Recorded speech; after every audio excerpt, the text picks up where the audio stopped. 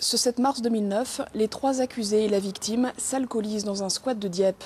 Rapidement, les insultes et les coups fusent. François Mauroir, qui considère la victime comme responsable de son incarcération dans une précédente affaire, accuse Claude Duval d'avoir porté la première estocade. Mon client n'a jamais varié en fait dans ses déclarations depuis le début. Il indique que c'est M. Duval qui a donné le premier coup, qu'il a ensuite participé au coup. Il reconnaît également qu'il a été le premier à avoir mis le feu. Et ensuite, effectivement, chacun s'est expliqué, mais il n'empêche qu'aujourd'hui, mon client n'a pas varié dans ses déclarations depuis le début, ce qui n'a pas été le cas de l'autre co-accusé.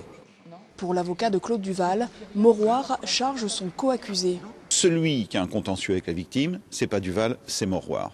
Celui qui n'arrête pas de dire « je vais le massacrer », c'est pas Duval, c'est Mauroir.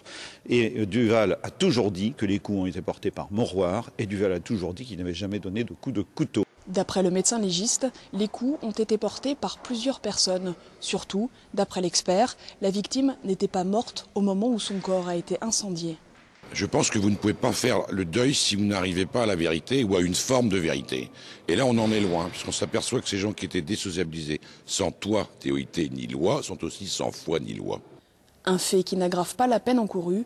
Pour assassinat, les deux principaux co-accusés risquent la réclusion criminelle à perpétuité.